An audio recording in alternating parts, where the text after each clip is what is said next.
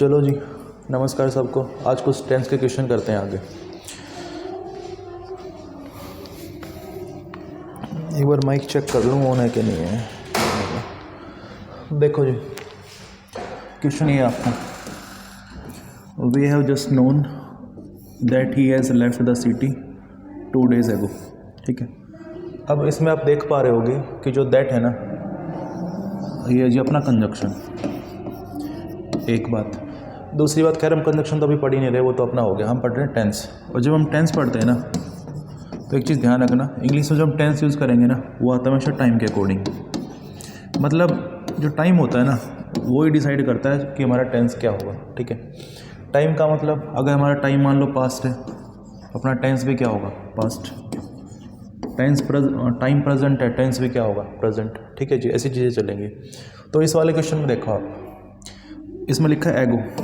अब जो एगो होता है ना, जैसे मान लो एगो हो गया, ठीक है जी, यस्टरडे हो गया, या मान लो आपने कुछ भी कोई ईयर लिखा 2007 लिखा, या हमने लिखा मान लो लास्ट मंथ, ठीक है, या लास्ट ईयर, कुछ भी हम ऐसा लिखें जो पास्ट को रिप्रेजेंट कर रहा हूँ, तो उसके लिए हमेशा पास्ट इंडेफिनिट यूज़ करना।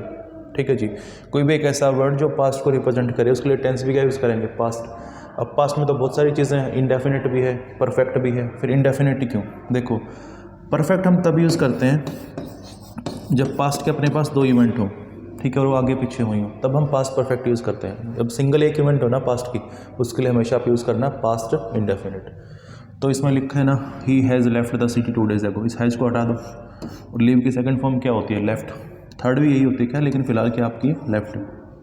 डन, इतनी बात, क्योंकि टाइम पास्ट का था यहाँ पे। ठीक है, एगो सही है, खैर यहाँ पे एगो सही है, टाइम पास्ट का था, टेंस भी क्या होना चाहिए, पास्ट का। हमने क्या लिखा था फिलहाल, प्रेजेंट का। ये आपका एरर है। ठीक है, और भी कुछ वर्ड्स हैं, इनका ध्यान रखना आप। कोई भी एक ऐसा वर्ड जो पास्ट को रिप्रेजेंट करे, उसके लिए टेंस भी क्या रहेगा, पास्ट का। अगले पे आ जाओ जी।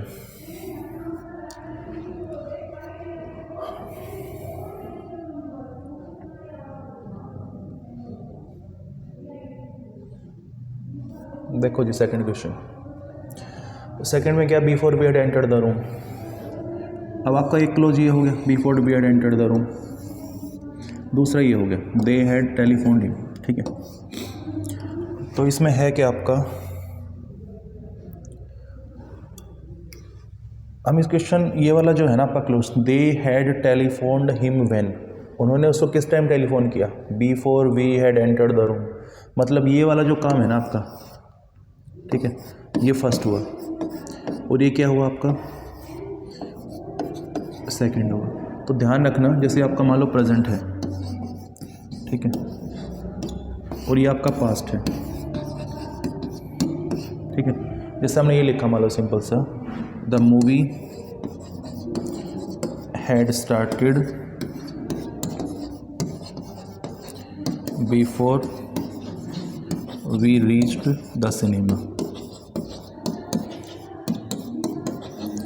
ठीक है जी, हमने ये लिखा, the movie had started before we reached the cinema. ठीक है, अब इसमें हमें सीखना क्या है, सीखना में इसमें सिर्फ इतनी बात है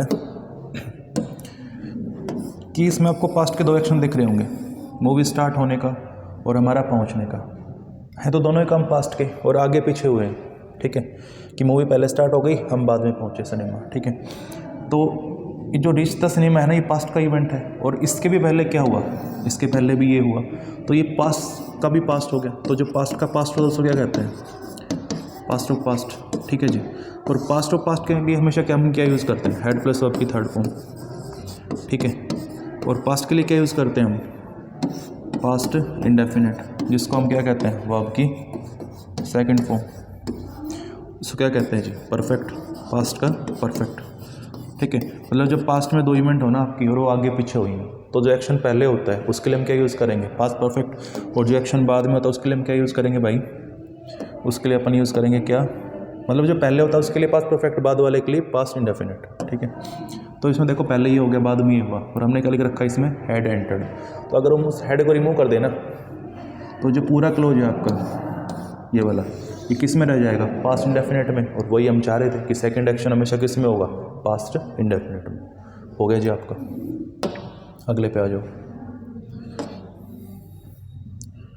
देखो जी, when it become useless we shall surely sell it. ये तो बहुत आसान सा क्वेश्चन है कि आपका जो सब्जेक्ट है ना ये सिंगुलर है इट, और जब सब्जेक्ट सिंगुलर तो वर्ब भी क्या लिखी जाती है सिंगुलर। फिलहाल हमने क्या लिखी है प्लूरल। अगर हम वर्ब में कुछ ऐड करें ना, कुछ का मतलब एसोरियस, तो कुछ भी ऐसा हम ऐड करें, जैसे गो में मान लो हम ईएस कर देंगे, बाई में एस कर देंगे, ठीक है, तो वर्ब क्या बन जाती है सिंगुलर। और जब अपना सब्जेक्ट थर्ड पर्सन सिंगुलर हो, थर्ड पर्सन का मतलब ही सी इट, इनमें से कोई एक, तो वर्ब में लगा दिया करो एस, मतलब पहली फॉर्म यूज़ नहीं करनी उनके साथ, एसोरियस वाली यूज़ करनी, जिसको हम क्या कहते हैं फिफ्थ फॉर्म, ठीक है। अगले पे आ जाओ जी। अगला जी आपका फोर्थ क्वेश्चन देखो, rolling stone will gather no moss. अब देखो आप, इसका मतलब कुछ ऐसा होता है कि मान लो आप तैयारी कर रहे हो एयरफोर्स की, ठीक है, आपका एक दिन मन करता है आप एक्स ग्रुप में बैठ जाओ, अगले दिन आपका मन करता है वाई ग्रुप में बैठ जाओ, अगले दिन आपका मन करता है कि आप सीएचएसएल की प्रिपरेशन कर लो, फिर अगले दिन फिर आपका मन करता है चलो एक्स में दोबारा बैठ जाता हूँ, ठीक है। मतलब आपके जो थॉट है ना वो स्टेबल नहीं है बिल्कुल, ठीक है। आपके जो मूड है वो स्विंग कर रहा है बार बार कि मैं ये भी कर लूँ, मैं वो भी कर लूँ, तो इस तरीके से ना कुछ नहीं हो पाएगा। इसका मतलब ये, अगर आपको कुछ अचीव करना है तो आपको एक जगह टिकना पड़ेगा, स्टेबल होना पड़ेगा। ये प्रोवर्ब है, इसका भी यही मतलब होता है। मोस का मतलब होता है काई, मतलब कोई स्टोन है मान लो बार बार रोल हो रहा है यहाँ पे, काई किस चीज़ की तक कब लगती है, जो एक ही जगह मतलब रखा रहे, ठीक है, पानी वानी लगेगा, मॉइस्चर लगेगा तो काई लग जाएगी, ठीक है भाई। अगर ये जो स्टोन है रोल करता रहेगा तो काई को तो लगने का मतलब ही नहीं, ठीक है। इसका मतलब कुछ प्रोडक्टिव होना है तो आपको एक जगह स्टेबल रहना पड़ेगा, कहने की बात ये है। तो आपकी प्रोवर्ब होती है, और इंग्लिश में जितनी भी प्रोवर्ब्स होती है ना वो हमेशा एक ही टेंस में लिखी जाती हैं, किस में, प्रेजेंट इंडेफिनिट में, ठीक है जी। जितनी भी प्रोवर्ब्स होती हैं एक ही टेंस में लिखी जाती हैं, प्रेजेंट इंडेफिनिट में। सही कैसे करोगे, पहले तो इस विल को हटाओ, सब्जेक्ट क्या है आपका सिंगुलर, तो वर्ब क्या आएगी सिंगुलर, हो गया, ठीक है जी। जितनी भी प्रोवर्ब्स हैं सारी की सारी किस में लिखी जाएंगी, प्रेजेंट इंडेफिनिट में। आगे आ जाओ जी। अगला क्वेश्चन देखो, father said to us it is high time you take some decision regarding your career. देखो अब मैं क्वेश्चन लिखता हूँ छोटा सा,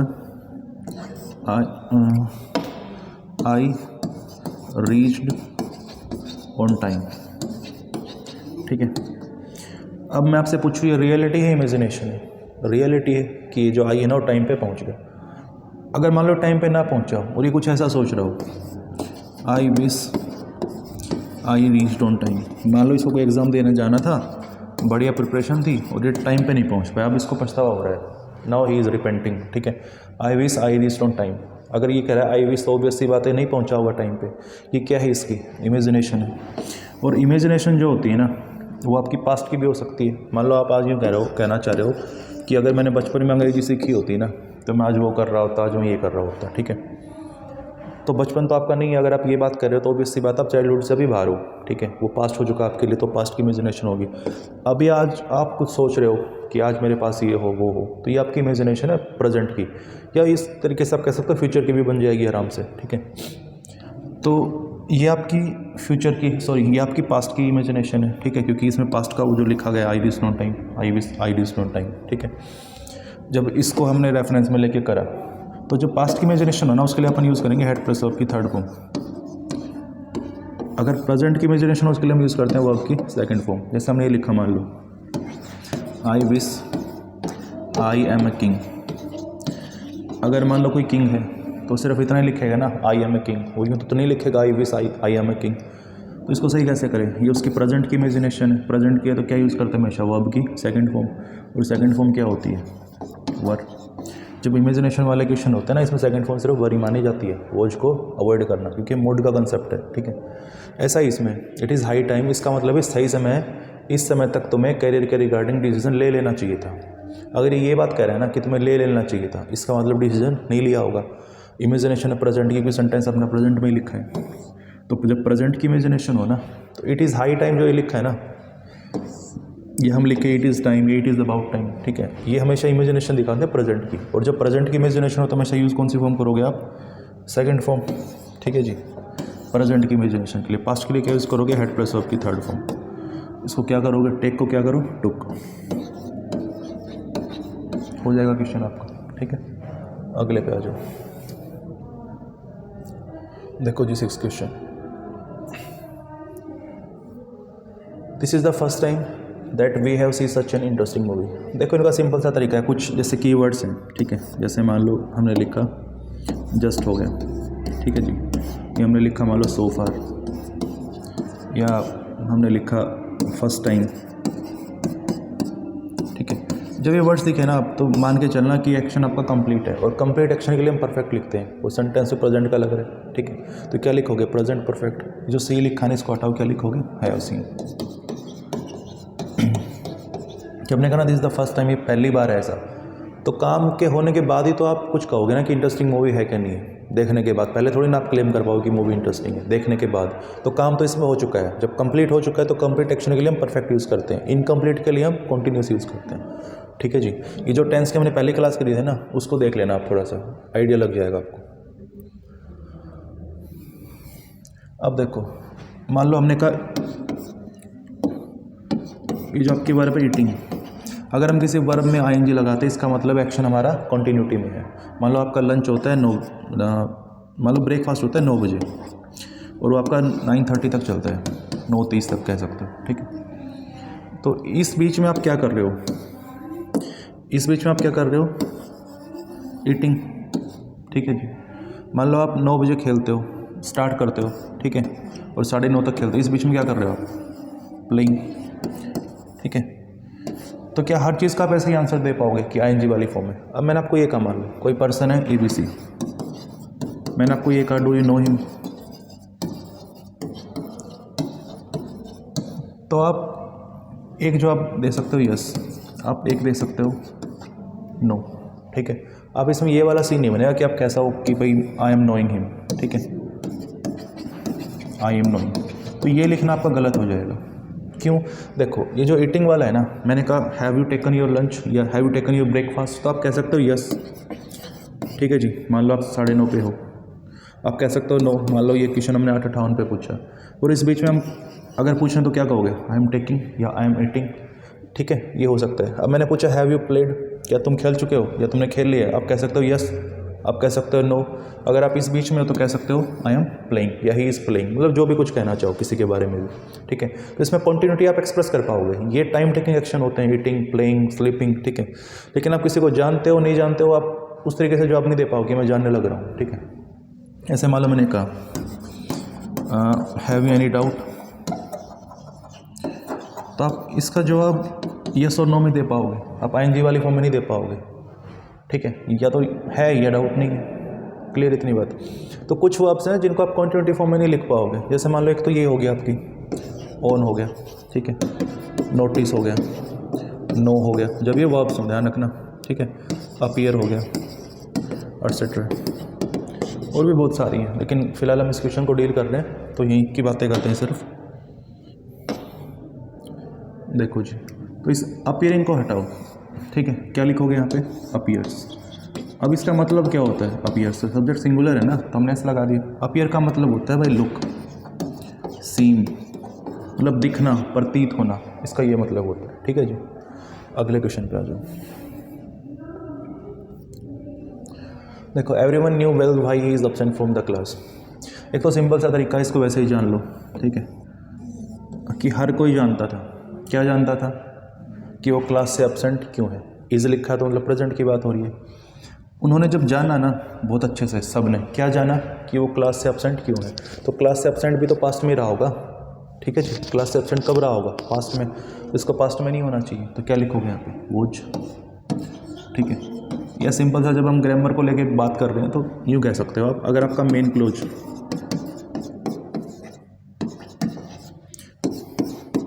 if the main clause is in past tense, other clause will be in past, ठीक है। अगर आपका मेन क्लोज पास्ट में है ना, तो दूसरा क्लोज हमेशा पास्ट में लिखा जाता है, बस शर्त कोई प्रोवर्ब ना हो, ठीक है। जैसे हमने ये कहा, मान लो he said to us,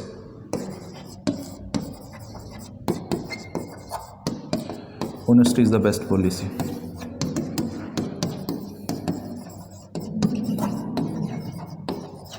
भी क्वेश्चन आपने कई बार देखा होगा नरेशन में, है ना। इसका जब हम वो बनाएंगे ना इनडायरेक्ट, क्या बनाएंगे? He told me that honesty is the best policy.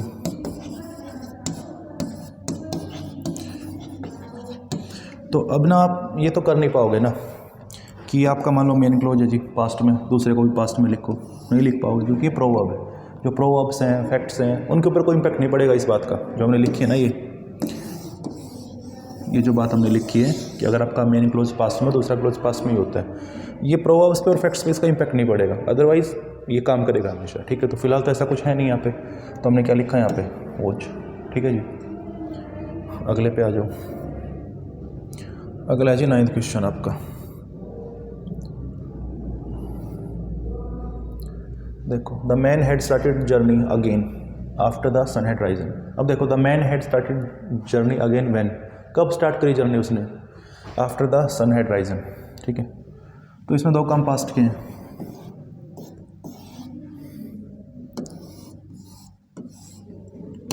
तो पहले काम कौन सा हुआ, सनराइज होने का, उसके बाद उसने जर्नी स्टार्ट करी। तो फर्स्ट एक्शन ये है आपका। देखो आप समझ पा रहे हो ना, the man had started the journey when, कब स्टार्ट करी उसने, आफ्टर दिस एक्शन। तो पहले ये काम हुआ। ठीक है, फर्स्ट एक्शन के लिए क्या यूज़ करते हैं हम, हेड प्लस वर्ब की थर्ड फॉर्म। कब, जब पास्ट के दो एक्शन हुए हो, आगे पीछे हुए हो। तो पहले वाले के लिए हेड प्लस वर्ब की थर्ड फॉर्म और दूसरे वाले के लिए सेकंड फॉर्म। हमने क्या लिख रखा है, हेड प्लस वर्ब की थर्ड फॉर्म। इस हेड को हटाओ, खाली सेकंड फॉर्म आएगी, मतलब पास्ट इंडेफिनिट। हो गया जी आपका आंसर। ये इंपॉर्टेंट कॉन्सेप्ट है, कई काफ़ी सारे क्वेश्चन आते हैं भाई इसमें से, ध्यान रखना। देखो जी, we did not learn anything yet from our failures. अब देखो, मैंने कुछ हिंट बताई थे ना आपकी, कुछ हिंट है, जैसे जस्ट बताया, ठीक है, सो फार बताया, उनमें से येट भी एक वर्ड है आपका। ठीक है, येट का मतलब होता है, मतलब देखो परफेक्ट हम कब यूज़ करते हैं, जब कुछ कंप्लीट हो जाता है। जैसे मान लो मैंने कहा आपका पार्सल कोई 10 बजे डिलीवर होना था, ठीक है, 10 AM पे, और वो मान लो अभी 11 बज गए हैं, वो डिलीवर नहीं हुआ। तो हम कहना चाह रहे हैं पार्सल अब तक डिलीवर नहीं हुआ है। ठीक है, तो डिलीवर तो हुआ ही नहीं है, फिर कंप्लीट क्या हुआ, फिर हम क्यों येट यूज़ कर रहे हैं, टाइम तो कंप्लीट हो गया ना। जो हमने टाइम सोच रखा था कि 10 बजे टाइम हमारा कंप्लीट हो जाएगा, वो टाइम तो पूरा हो गया, कुछ ना कुछ तो पूरा हुआ। और कंप्लीशन के लिए हमेशा क्या यूज़ करते हैं, परफेक्ट यूज़ करते हैं। ठीक है जी, तो इसको हटाओ, डिड नॉट लर्न को क्या लिखोगे, वी हैव नॉट लर्न। ठीक है, कंप्लीशन के लिए हमेशा क्या यूज़ करते हैं आप, परफेक्ट। ठीक है जी, मतलब ये टाइम कंप्लीट हो गया हमारा, एक्शन तो अभी भी अधूरा ही है, पार्सल तो अभी भी नहीं मिला, लेकिन जो टाइम था ना वो अपना कंप्लीट हो गया। ठीक है जी, एक्शन अभी फिनिश नहीं हुआ है। अगला देखो, nobody could tell us how they have solved the puzzle. ये भी सिंपल वाला है बिल्कुल। देखो, ये आपका मेन क्लोज है, अभी हमने पढ़ा था, अगर आपका मेन क्लोज पास्ट में हो ना, तो दूसरा क्लोज बिना सोचे पास्ट में लिख देना, बशर्ते कोई फैक्ट या प्रोवर्ब बनाओ। तो इसमें कोई प्रोवर्ब वाली बात ही नहीं है। ठीक है, कोई हमें बता नहीं पाया कि उन्होंने क्वेश्चन कैसे सोल्व करे, मतलब पजल कैसे सोल्व करी। ठीक है, तो पजल भी पहले ही सोल्व करी होंगी, उसके बाद ही बताने ना बताने की बात हुई होगी। ये तो एक बात होगी। दूसरी बात कि मेन क्लोज आपका पास्ट में है। ठीक है, मेन क्लोज, तो दूसरा क्लोज किस में होगा भाई, पास्ट में ही होगा। दूसरा क्लोज कौन सा है, ये वाला। हमने क्या लिख रखा है, हैव। ठीक है, लिखो यहाँ पे हैड लिख दो, how they had sold the puzzle. या हैड भी ना भी लिखो, सिर्फ हैव को हटा दो तो भी सही हो जाएगा, एरर बनेगा बी पार्ट में। ठीक है, अगले पे आ जाओ, 12th का, how long are you learning English for. देखो, जो टाइम होता है ना, इंग्लिश में टाइम को एक्सप्रेस करने के दो तरीके होते हैं, एक तो ड्यूरेशन और एक होता है आपका पॉइंट।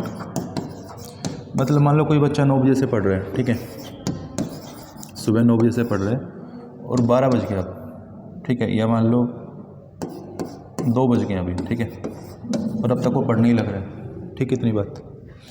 तो एक तो ये तरीका है कहने का कि वो 9 बजे से पढ़ रहे हैं, और दूसरा 9 से 10 1 घंटा, 10 से 11 2 घंटे, 11 से 12 3 घंटे, और 12 से 1 4 घंटे, और 1 से 2 5 घंटे में। चाहे तो हम इनको उसमें ड्यूरेशन में बात कर लें कि उसको 5 आवर्स हो गए पढ़ते, चाहे हम ये बात कर लें पॉइंट में।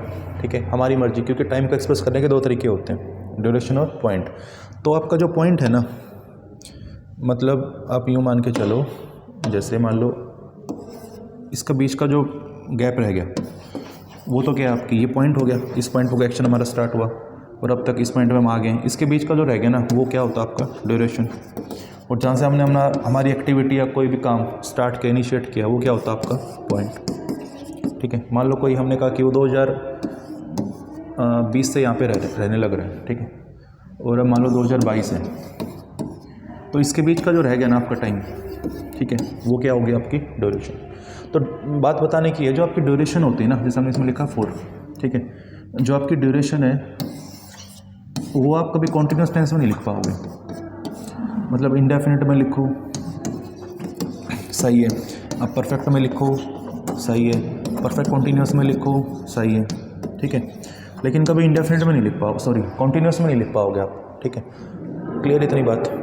तो इसको सही कैसे करोगे, इसको आप लिखोगे इसमें परफेक्ट कॉन्टिन्यूस में, आप परफेक्ट में लिखो, ठीक है, क्योंकि इंडेफिनिट में लिखने की बात है मीनिंग बदल जाएगा फिर इसका, वो हम कभी आगे क्वेश्चन आएंगे तो उनको डील करेंगे। इंडेफिनिट में इसको क्यों नहीं लिख पाएंगे। फिलहाल देखो हाउ लॉन्ग, अगर आप इसका जवाब भी दो ना, मान लो how long are you learning English for, कितने टाइम से आप इंग्लिश सीखने लग रहे हो, मान लो आपको जवाब देना है, मान लो 2 मंथ से, I have been learning English for 2 months, तो आप उसका जवाब कुछ ऐसे दोगे, ठीक है। आप ये तो कह नहीं पाओगे I am learning English for 2 months, क्योंकि आप फॉर वगैरह का यूज़, टाइम का यूज़ कभी कॉन्टिन्यूस मत करना, क्योंकि कॉन्टिन्यूस में एक्शन आपका इनकम्प्लीट होता है, ठीक है जी।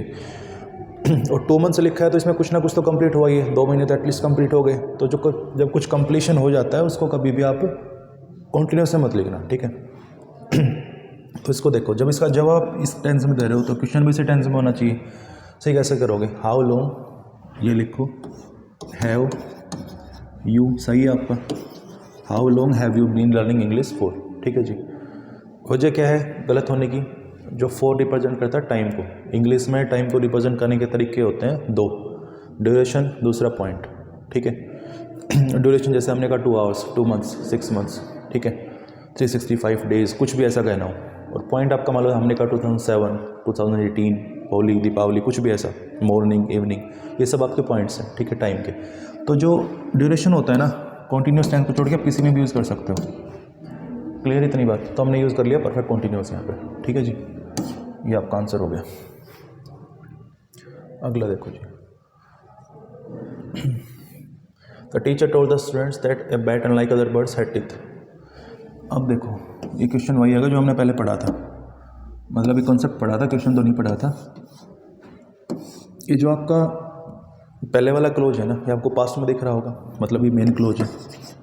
मेन क्लोज वो होता है जिसमें कोई कंजक्शन ना लिखा हो, मेन क्लोज पास्ट में, दूसरा क्लोज पास्ट में होना चाहिए। दूसरे का मतलब कोई भी क्लोज हो, जैसे हम अपना ही सबऑर्डिनेट है, ठीक है,